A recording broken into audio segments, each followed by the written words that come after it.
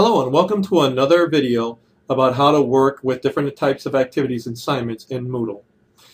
This short video is being able to work with forums that your instructor has created inside of Moodle. You will find forums in two different places. Again, if you look up in the activity blocks like we found quizzes and assignments, you'll also see forums. If I click on forums, you'll see that these are all the forums that your instructor has created. If you look down here, this is the forum that we're going to be working with. Capital punishment for or against. You'll actually see a description as well as discussions, responses by students or by instructors. The describe button, simply leave this alone. You probably are automatically subscribed to the forum. Another place that we can find forums, again, is simply in your learning module. And if you look down here, you'll notice the forum that we're going to be working with. Capital punishment for or against.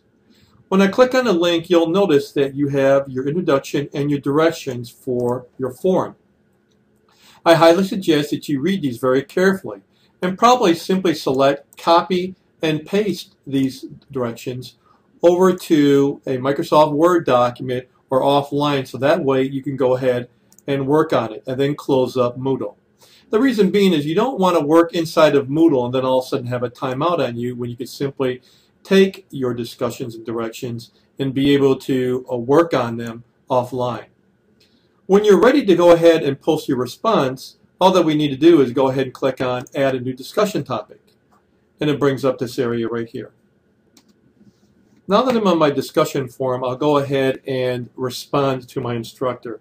Of course, in the subject line, I may simply want to put in Steve's response, and for this one it's going to be 4.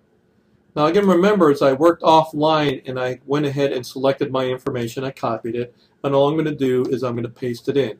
If you're working in Internet Explorer, you typically will get this little warning saying, do you want to allow the web page to access your clipboard? And you'll simply go ahead and click allow access. And as you see, my information is posted into my document. Now let's work with a couple things here, because maybe you want to kind of add a little interesting things here, not simply make it all text. Let's take a look at maybe putting an image in here. So I'll come up to my Internet Explorer and I went ahead and looked for an image, and as you see with Google Image, it brought this image in. All I'm going to do is go to full-size image, and it will give me this image. But what I want to do is come up here to the top and I want to copy the URL address. If you lose, if I'm going too fast, simply rewind this and we'll go over this again about how to be able to insert an image. Once you copy the URL, I'm simply going to put my insertion point here. I'm going to come up to this little picture. It's insert an image. It's going to open up another box, as you see right here, and all I'm going to do is in the image URL, right-click and paste that URL from the Google page.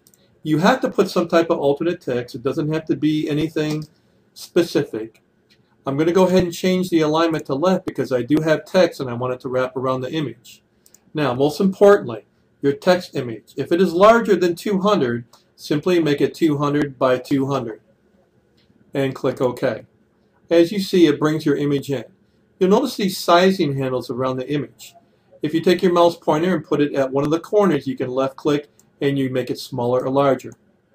Don't make it too large, because then it takes away and detracts from your text. Another thing I want to put in here is I'm going to come down here and I'm going to select capital punishment. I'm going to put a link in here to a website. So I'm going to go up to this little chain here and click on insert a web link, and this box pops up.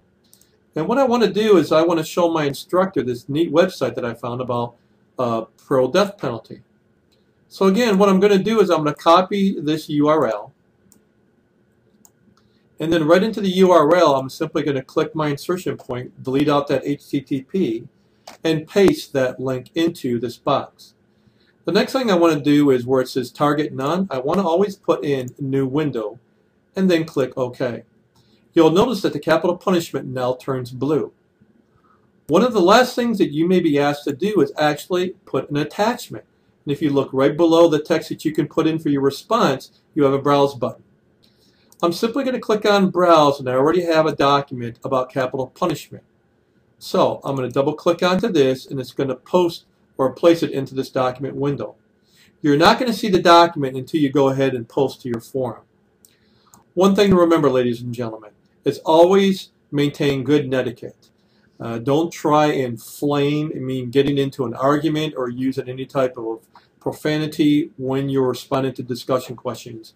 Keep it professional and simply go by the instructions and directions that your instructor gave you on how to best respond to your discussion question.